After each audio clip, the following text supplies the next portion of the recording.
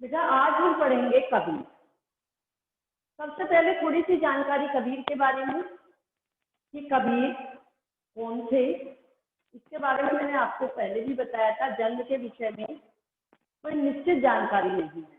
कहा जाता है कि इन्हें एक लहरतारा नामक तालाब पर कोई छोड़ गया था और उधर से एक जुलाहा दंपत्ति नीरू और नीमा जा रहे थे। उन्होंने इस बच्चे को देखा और इसे, वो निसंतान थे, कोई संतान नहीं थी, इनका पालन पोषण किया। वो जाति से जुलाहा थे, इसलिए कभी कभी इनकी जाति के सामने, क्योंकि बच्चा जो भी उसे पालता पोसता है वो ही उसकी जाति हो जाती है। तो ये पढ़े लिखे नहीं थे।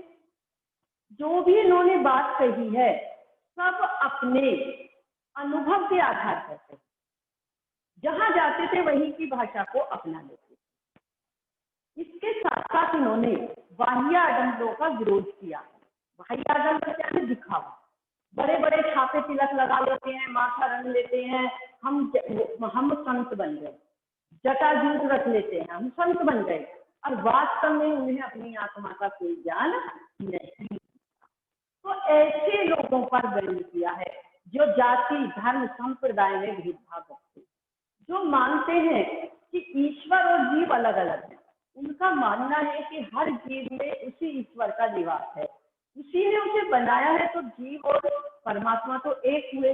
जो उन्हें अलग अलग कहते हैं तो वो उस परमात्मा को जानते ही नहीं।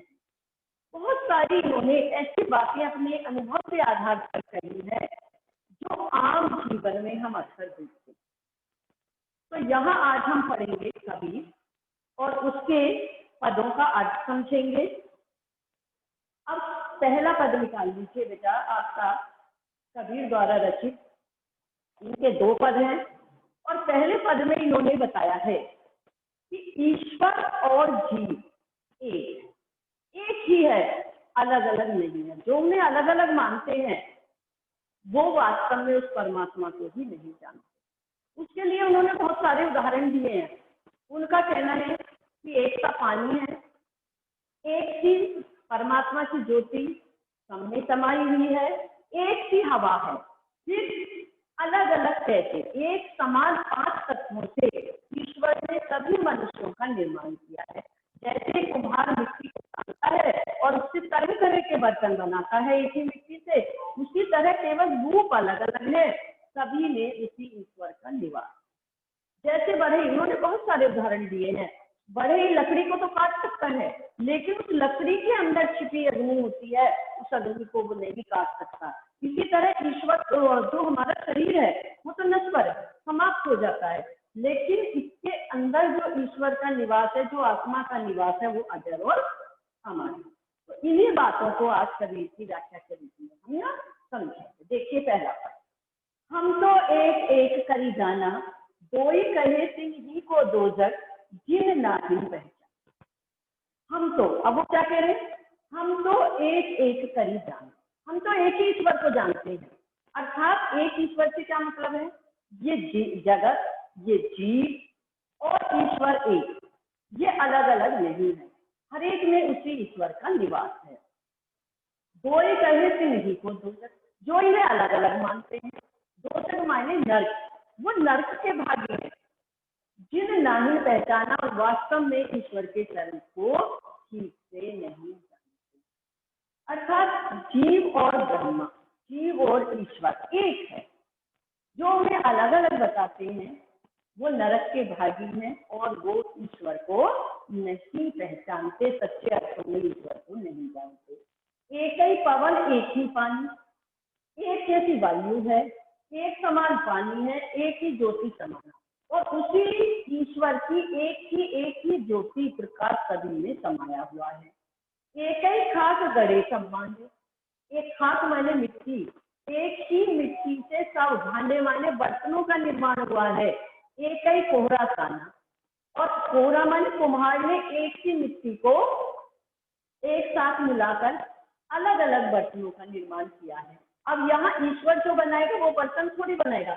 जैसे कुम्हार एक ही मिट्टी को सानकर तरह तरह के बर्तनों का निर्माण करता है, उसी तरह ईश्वर में भी एक समान 5 तत्वों से सभी प्राणियों का, सभी का निर्माण, जीवों का निर्माण किया है। जैसे बाढ़ी काटती काटे अग्नि न काटे कोई, बाढ़ी माने बढ़ई, जैसे बढ़ई अग्नि को तो काट सकता है लेकिन अग्नि न काटे, लकड़ी को तो काट सकता है लेकिन अग्नि, उसके छिपे हुए अंदर अग्नि को नहीं काट सकता। उसके अंदर अग्नि भी छिपी रहती है लेकिन उसे बढ़ी नहीं काट सकता। सब घटी अंतर तू ही व्यापक, उसी तरह उसी ईश्वर का निवास सभी प्राणियों में है, केवल रूप अलग अलग है, केवल रूप अलग अलग है। सभी प्राणियों में उसी ईश्वर का निवास है, केवल रूप अलग अलग है। माया देख के जगत लुभाना, काहे रे नर गरमाना। हे मनुष्य, तू माया देख के, इन सांसारिक आकर्षणों में आकर्षित होकर इस संसार की तरफ क्यों भाग रहा है, इसकी तरफ क्यों आकर्षित हो रहा है, इस सांसारिक माया मोह में क्यों पड़ रहा है और क्यों तो व्यर्थ में कर्म कर रहा है। निर्भय भया कछु नहीं जाते। अब कबीर कहते हैं वो तो निर्भय हो गए हैं। निर्भय भया कछु नहीं व्यापे, कहे कबीर दीवाना। कबीर दास के दीवाने हो गए। दीवाना कैसे किसे कहते हैं, अपनी सुध-बुध होकर किसी चीज में पूरी तरह लीन हो जाना। अर्थात उन्होंने ईश्वर के वास्तविक स्वरूप को जान लिया है, वास्तविक स्वरूप को पहचान लिया है। अब वो निडर हो गए हैं, निर्भय हो गए हैं और उन्हें अब कोई भी दुख या कष्ट नहीं उनके सामने आ सकता। निर्भय भया कष्ट नहीं जाते, अब उन्हें कोई कष्ट नहीं होगा। कहे कबीर जी कहते हैं जो दीवाने हो गए हैं, जिन्होंने वास्तविक स्वरूप को जान लिया है, कि जो व्यक्ति ईश्वर के वास्तविक स्वरूप को जान लेता है वो निर्भय हो जाता है, निडर हो जाता है और सांसारिक बंधनों से मुक्त हो जाता है। इसे एक बार फिर से ऊपर से देखेंगे बेटा, हम तो एक एक कर ही जाना, हम तो कबीर कह रहे हैं हम तो एक ही ईश्वर को जानते हैं, ईश्वर के सर्वव्यापकता पर बल दिया है। क्योंकि कबीर का कहना है ईश्वर केवल मंदिर मस्जिद काबे कैलाश में नहीं है, वो पृथ्वी के हर कण में व्याप्त है। तो वो कह रहे हैं हम तो एक ही ईश्वर को जानते हैं, अर्थात जीव और ईश्वर परमात्मा एक है। दो ही कहे, जो उन्हें अलग अलग मानते हैं, दो कहते हैं वो नरक के भागी हैं और वास्तव में वो ईश्वर के वास्तविक स्वरूप को नहीं कहते। सभी में एक सी वायु है, एक सा पानी है और उसी ईश्वर की एक समान ज्योति समाई हुई है। एक ही तरह के 5 तत्वों से, वो 5 तत्व कौन से हैं, अग्नि, वायु, जल, पृथ्वी और आकाश। इन 5 तत्वों से ही ईश्वर ने सभी मनुष्यों का निर्माण किया है। जैसे कुम्हार एक सी मिट्टी को छानकर तरह तरह के बर्तनों का निर्माण करता है, उसी तरह ईश्वर ने भी एक समान 5 तत्वों से जीव का निर्माण, मनुष्यों का निर्माण किया है।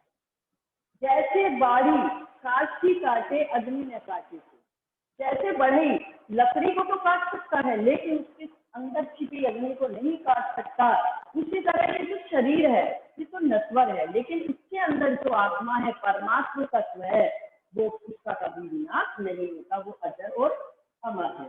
सब घटी अंतर सीधे व्यापक।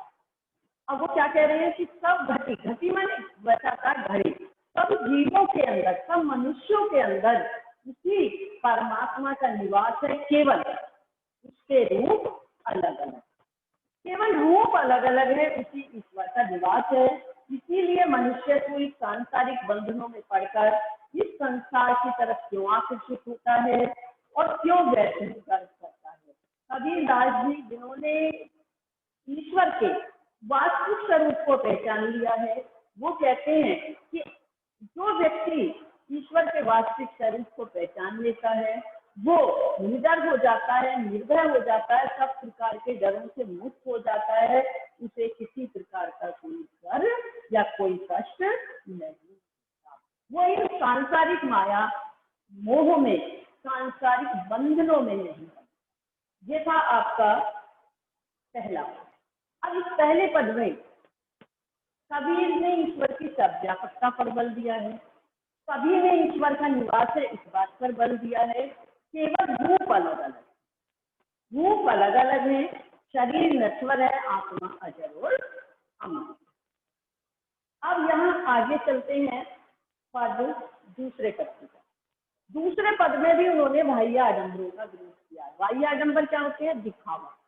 वो दिखावे के बिल्कुल विरोधी थे एक तरह से।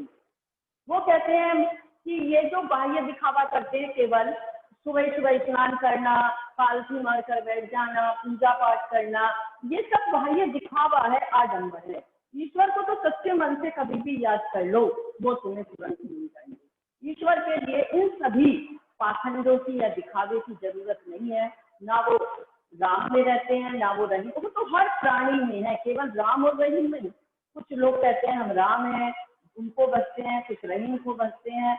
ईश्वर तो एक है, राम भी एक है, रहीम भी एक है। उन्होंने इन सारी बात, जाति धर्म संप्रदाय, इन सब बातों की तरफ इशारा किया है। और साथ में ये भी बताया है कि आज व्यक्ति इन सांसारिक बंधनों में पड़कर स्वयं को अभिमान के कारण, अहंकार के कारण स्वयं को गुरु मान लेता है और घर घर जाकर गुरु मंत्र देता है। लेकिन जब अंतिम समय आता है तो वो तो इस संसार सागर में फंस ही जाता है।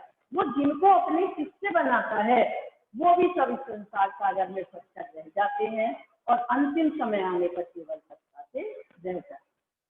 तो अब दूसरे पद की तरफ चलेंगे। देखिए, संतो देखत जग बोराना। हे सज्जनों, जग माने संसार, बोराना माने पागल है। ये संसार तो पागल हो गया है। कैसे? कबीरदास कहते हैं ये संसार तो पागल हो गया है। कैसे पागल हो गया? सांस कहो तो मारन भागे, इससे सच्ची बात कह दो तो तुम्हें मारने को दौड़ता है। झूठे जग पतियाना, पतियाना माने विश्वास कर लेना, और झूठी बात पर विश्वास कर लेना। जो सच्चाई बहुत कड़वी होती है उसे लोग नहीं सुन पाते, और जो सच्चाई उन्हें बताता है उसके विरोधी हो जाते हैं, और जो उनकी चापलूसी करता है, उन्हें भ्रमित करता है, भ्रम में रखता है, उस पर, उनकी बातों पर भी विश्वास कर लेते। नेमी देखा धर्मी देखा प्राप्त करे अपना। ऐसे बहुत से नियम और धर्मों का पालन करने वालों को देखा है जो प्रात उठते ही स्नान करते हैं, प्रातःकाल उठते ही स्नान करते हैं, केवल दिखावा करते हैं। आत्म मारी पत्थर नहीं पूछे, उनमें कछ नहीं जाना। अपनी आत्मा को मारकर अपनी आत्मा का ज्ञान नहीं होता, पत्थरों की पूजा करते हैं, वास्तव में उनमें कोई ज्ञान नहीं होता। पत्थरों की पूजा करते रहे। यहाँ किसकी तरफ, पत्थरों से किसकी तरफ इशारा? मूर्ति पूजा। मूर्ति पूजा में लगे रहते हैं और वास्तव में अपनी आत्मा को भी नहीं, आत्म तत्व को भी नहीं समझ पाते, उनमें कोई ज्ञान नहीं होता। बहुतक देखा पीर औलिया पढ़े किसे पुराण। ऐसे बहुत से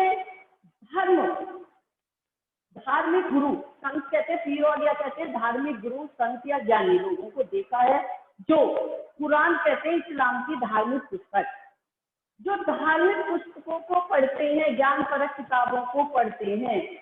आसन मारी बिंब धरी बैठे, आसन मारकर, पालथी मारकर और आडंबर करके बैठ जाते हैं, दिखावा करके बैठ जाते हैं, और मन में उनके बहुत अधिक अहंकार भरा। घुमाना कहते हैं अहंकार। आसन मारकर, आसन पर बिंब धरी बैठे, पालथी मारकर और दम्भ या आडंबर से युक्त होकर बैठ जाते हैं, और उनमें बहुत अधिक अहंकार होता है। और ये कहा जाता है कि जिसके मन में अहंकार होता है वो कभी कुछ भी प्राप्त नहीं कर सकता, अहंकारी मनुष्य को कुछ नहीं मिल सकता। तो वो कह रहे हैं, आगे क्या कहते हैं? पीपर पाथर पूजन लागे, पीपर और पत्थरों की पूजा करने में लगे रहते हैं। तीरथ गरब बुराना, तीर्थों में अपने आप को भुलाए रखते हैं। तीर्थों में और व्रतों में अपने आप को कैसे भुलाए रखते हैं कि आज वहां से जा रहे हैं देवी दर्शन के लिए, आज वहां जा रहे हैं शिव दर्शन के लिए। मतलब कबीर मूर्ति पूजा के विरोधी थे। उनका मानना था ईश्वर का निवास तो कण कण में है, कहीं निश्चित जगह जाकर ही ईश्वर की प्राप्ति हम नहीं कर सकते। तो वो कह रहे पीपर पाथर पूजन लागे तीरथ गरब, तीर्थों में और व्रतों में और अहंकार से युक्त होकर हम अपने आप को भ्रमित करते रहते हैं। टोपी पहरे माला पहरे, दिखावे के लिए, दिखाने के लिए हम गुरु हैं। टोपी पहनते हैं, माला पहनते हैं, छाप तिलक लगाना, और अपने मस्तक को छापे और तिलकों से भर देते हैं। छापे तिलक लगा लेते हैं, हम गुरु बन गए, संत बन गए, ज्ञानी बन गए, लंबी लंबी जटा जूट रख ली, टोपी पहन ली, माला पहन ली, और अपने आप को क्या कहते हैं? संत, ज्ञानी बन गए। तो इन सारी बातों का कबीर ने विरोध किया। इन सारी बातों को कबीर ने पाखंड माना है, दिखावा माना। साखी शब्द ही गावत है, साखी और शब्द ज्ञान परक बातें, साखी और शब्द में ज्ञान परक बातें। साखी शब्द ही गावत बोले, ज्ञान परक बातों को गाते रहते हैं। आत्म खबर न जाना, लेकिन उन्हें अपनी आत्मा का भी ज्ञान नहीं होता, आत्म सत्य का भी ज्ञान नहीं होता। हिंदू कहे वही राम प्यारा, हिंदू तो कहता है मुझे राम प्रिय है, सूरत कहे रहमान, और मुस्लिम कहते हैं हमें रहीम प्रिय है। आपस में तो लड़ी लड़ी हुए, आपस में दोनों लड़ लड़कर मर जाते हैं। कौन लड़ लड़कर मर जाते हैं? हिंदू और मुसलमान। मरम ने काबू जाना, लेकिन वास्तविक रहते मुस्लिम, हिंदू मुस्लिम लड़ लड़कर मर जाते हैं, हमारा राम है, हमारा रहीम है, लेकिन वास्तविक जो रहस्य उसे कोई नहीं जानता कि वास्तव में राम और रहीम तो एक। तुमने 9th में भी पढ़ा था कि काबा फिर कांसी भया राम ही बया रही, मोट चून मैदा भया बैठ कबीरा जी। यही पढ़ा था ना कि जो काबा और कांसी है वो एक है, राम और रहीम एक है। जहां भी उन्होंने इसी तरह की कुछ बात को कहा है, जाति धर्म संप्रदाय पर प्रहार किया गया, इस बात को मानते हैं कि हिंदू कहे वही राम प्यारा। हिंदू तो कहता है मुझे राम प्रिय है, और तुर्क कहे, मुसलमान कहता है मुझे रहीम प्रिय है, और दोनों आपस में, हिंदू और मुस्लिम आपस में लड़ लड़ कर मर जाते हैं, लेकिन वास्तव में उनके सच्चाई को, रहस्य को कोई नहीं जानता कि राम और रहीम एक है, उनमें कोई अंतर नहीं। घर घर मंत्र देश फिरत है महिमा के अभियान। और क्या करते हैं? गुरु बन जाते हैं। यहाँ पे तिलक लगा लिए, टोपी माला पहन ली, गुरु बन गए। और गुरु बनकर अभिमान के कारण, अपने बड़प्पन के कारण कि हम गुरु बन गए, हमारा स्थान ऊंचा हो गया, इस अभिमान से युक्त होकर घर घर जाकर गुरु बनकर गुरु मंत्र देते फिरते हैं। गुरु के सहित शिष्य सब बूढ़े अंतकाल तक। लेकिन जब अंतिम समय आता है तो ऐसे गुरु, ऐसे पाखंडी गुरु अपने शिष्यों के साथ इस संसार सागर में डूब जाते हैं, इससे पार नहीं उतर पाते, और अंतकाल आने पर सिर्फ पश्चाताप करते हैं कि हमने तो जो किया वो सिर्फ दिखावा था, हम वास्तविक रहस्य को नहीं समझ पाए, ईश्वर के वास्तविक स्वरूप को नहीं समझ। कहे कबीर सुनो हो संतो, कबीर दास जी कहते हैं कि ये सज्जनों सुनो, ये सब भ्रम हुआ, ये तो सब सारी चीजें भ्रमित करने वाली है, भ्रम में डालने वाली है। केतिक कहो कहा नहीं मानी, और किसी से कितना भी कहो लेकिन वो उसकी बात को नहीं मानता। सहज सहज समाना, कौन सी बात को नहीं मानी?